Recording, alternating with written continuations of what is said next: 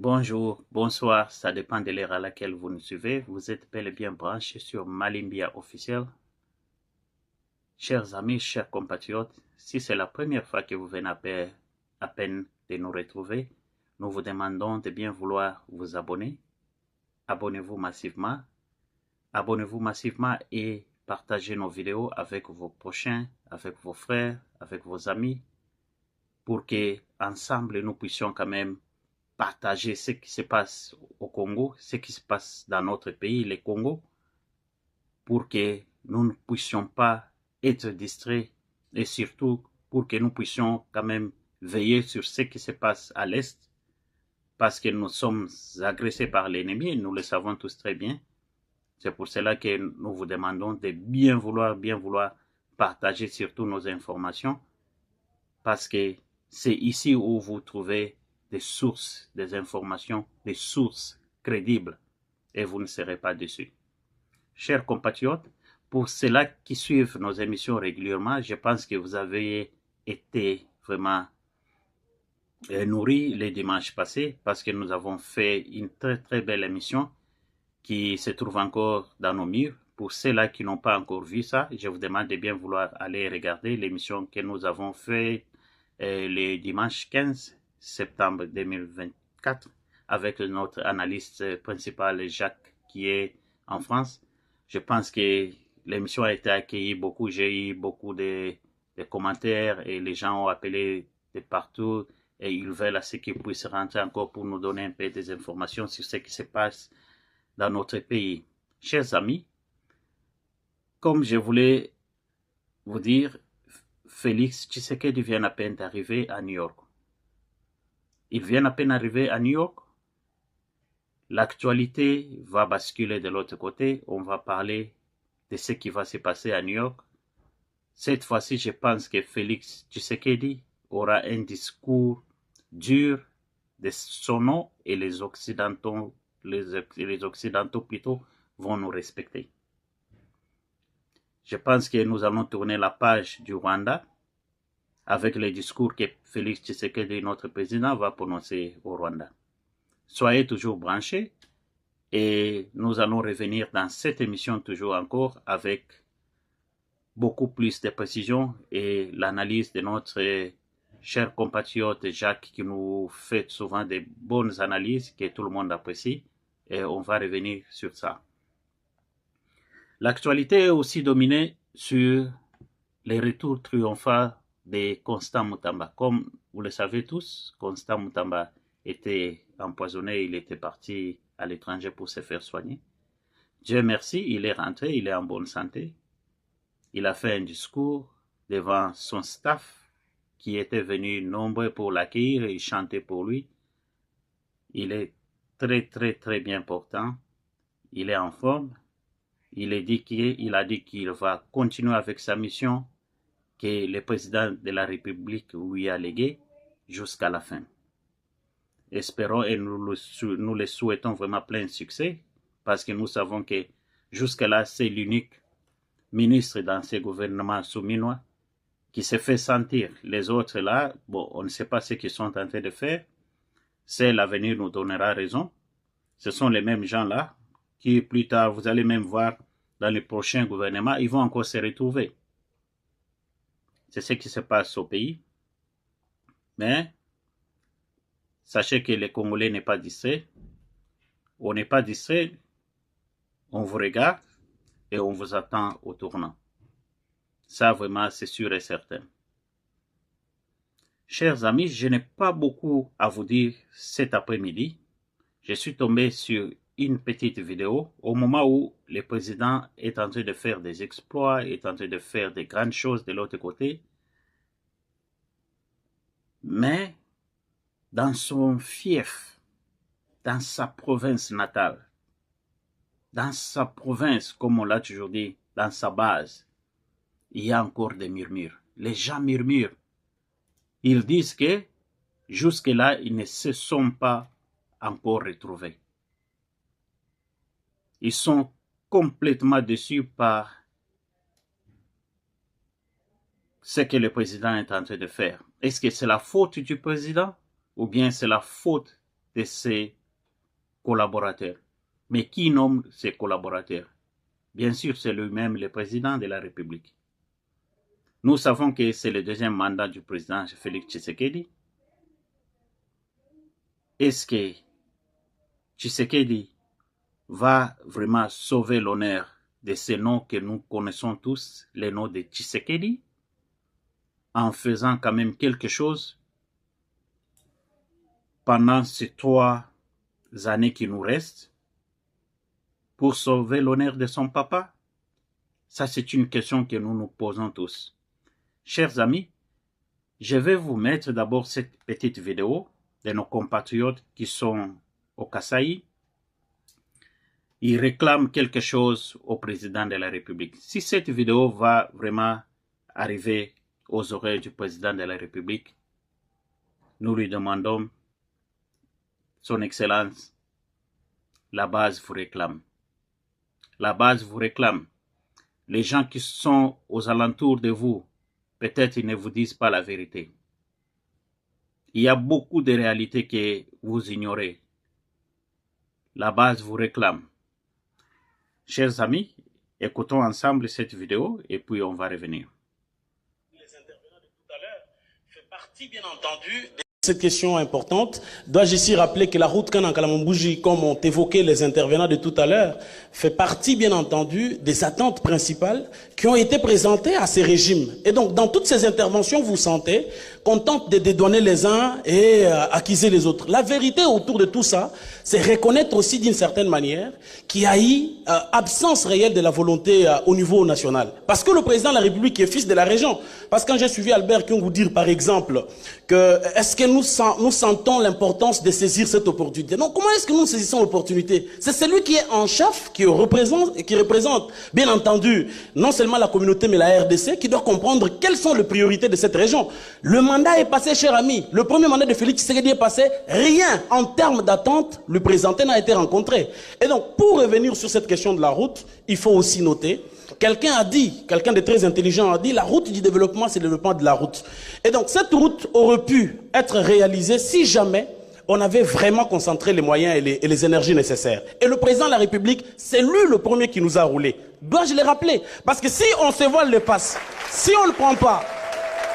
Mais le président de la République a montré sa bonne volonté de réhabiliter la route. Alors, ce n'est pas... C'est lui qui nous a roulé. Et donc, ça veut dire que si on ne prend pas soin de dire des choses telles qu'elles sont, finalement, le deuxième mandat va finir, on n'aura rien en termes clairs. Le président de la République, comme fils de la région... Le président de la République donne la vision, ce sont les autres qui exécutent. Et je vais vous donner un exemple. C'est lui qui donne une vision. Lorsque vous regardez dans les gouvernements, on a tenté de dire ici que les gens qui étaient autour du président ne l'ont pas aidé. Qui était mieux placé dans les gouvernements passés? Il n'y avait personne du Kasaï central qui était officiellement installé dans le gouvernement. Cher ami, la même erreur a été commise de nouveau. Le deuxième gouvernement de Félix Tshisekedi est sorti pour ce deuxième mandat. Aucun représentant. On nous donne par exemple le vice-ministère. Est-ce que vous pensez que des questions cruciales comme celle-ci peuvent être abordées? Je pense que c'est un mépris. Le président Alors nous pensons qu'il y a un nouveau gouvernement qui prendra en compte non, mais ce nouveau gouvernement, c'est le cas de le dire, cher ami. Le nouveau gouvernement, le Kasaï central ne se retrouve pas d'une certaine manière. Parce que nous n'avons qu'une vice-ministre. Alors, qu'est-ce qu'une vice-ministre a à dire dans le conseil des ministres? Parce que finalement, sa voix n'est pas délibérative.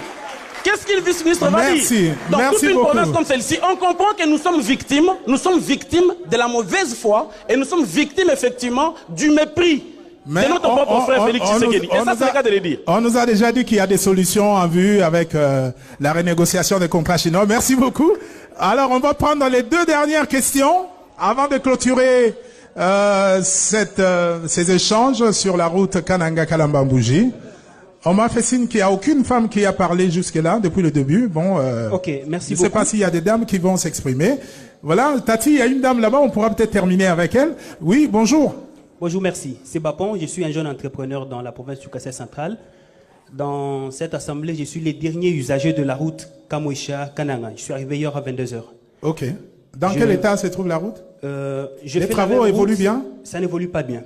J'ai fait la même route au mois de décembre. J'ai fait la même route au mois de février de l'année passée. Les travaux semblent ne pas évoluer comme on pouvait l'attendre. C'est ainsi que j'ai une question par la voix de la radio Okapi que j'adresse au président de la République. C'est lui ou qu'on attende un autre. Merci. Merci. Bonjour. Merci. Moi, c'est Germain Kakata. Je suis aussi entrepreneur sur la ville de Kananga. Bon, en fait, moi, je n'ai pas une question, mais je voudrais ajouter juste un commentaire sur votre commentaire par rapport à l'intervention de M. Van. Vous avez dit, le chef de l'État, c'est un visionnaire. Ce n'est pas lui qui met en œuvre les activités. Mais moi, je vais aller directement avec un exemple. Vous êtes parents tels que vous êtes là. À la maison, vous avez les enfants, vous avez la maman, vous avez aussi une maman ménagère qui vous appuie à la cuisine et aux travaux de ménage d'une manière générale. Vous, en tant que parent, papa responsable direct de la famille, vous avez laissé l'argent pour qu'on puisse approvisionner la maison. Et chaque jour, vous entendez les enfants se lamenter. Papa, nous n'avons pas mangé. Papa, nous n'avons pas mangé. Papa, vous n'avez pas mangé. Et qu'est-ce que vous répondez, vous, en tant que papa? Mais j'ai laissé l'argent chez la ménagère. Est-ce que vous êtes un parent responsable? Alors dites-nous, cher ami, oui, quelle est la solution que vous proposez par rapport à la route Kananga-Kanambambouji? La première malédiction pour la province du Kasaï central s'appelle Félix Antoine Tshisekedi Tshilombo. Bon, ça n'engage que vous. Alors, ça n'engage que vous. Ça n'engage pas que moi. Alors, comment voulez-vous? Je vais aller en détail. Non, écoutez, cher ami, on va clôturer cette partie. Dites-nous, d'après vous, qu'est-ce qui doit être fait pour que la route Kananga-Kalambambouji soit réhabilitée? Nous avons un monsieur qui s'appelle Félix Antoine Tshisekedi Tshilombo, qui s'appelle les garants des bons fonctionnements des institutions. Si jamais vous avez eu un rapport, par exemple, que voilà l'argent qui... Merci de... Chers amis, je pense que vous avez tous suivi cette vidéo. C'est vraiment déplorable de voir que les gens sont en train de se plaindre de tout ce qui se passe au pays. Nous souffrons tous, nous avons des familles, nous avons des membres de famille. Les Kassaïens, en général, pas seulement les Kassaïens, tous les Congolais sont en train de pleurer. Est-ce que nous pouvons dire que Félix Tshisekedi vient à peine d'être vomi par ses siens? C'est à vous de répondre. Nous avons tous suivi ce qui s'est passé, nous avons tous suivi les intervenants. Nous allons revenir un peu beaucoup plus sur cette émission avec beaucoup de détails avec notre analyste, Jacques, qui nous suit en ce moment. Et on va entrer en profondeur et puis on va essayer un peu d'élaborer tout ce qui se passe au pays. Chers amis, et nous avions aussi vu que Félix Tshisekedi était parti visiter l'ancien président du Sénat, Léon Kengo Adondo. Et comme nous le savons tous très bien, Kengo Adondo était président du Sénat quand Joseph Kabila était encore au pouvoir. Joseph Kabila, au moment où nous vous parlons, il était en Belgique. De la Belgique, il est parti à New York. Au moment où nous vous parlons, Félix Tshisekedi est à New York. Est-ce qu'il y a quelque chose qui se cache derrière tous ces déplacements que nous ignorons? Soyez branchés, vous ne serez pas déçus. On va revenir avec beaucoup de secrets, beaucoup de détails. Beaucoup de détails, vous ne serez pas surpris. La politique, il faut avoir une vision. Et puis, il faut voir très loin. Nous voyons des histoires que vous ne voyez pas peut-être. Chers collègues, chers amis, nous anticipons des fois les histoires. Vous savez que Dieu nous a fait une grâce particulière. Chacun a sa grâce. Des fois, nous avons une grâce de voir les histoires que les autres ne voient pas encore. On va venir avec beaucoup plus de détails. Soyez branchés, vous ne serez pas déçus.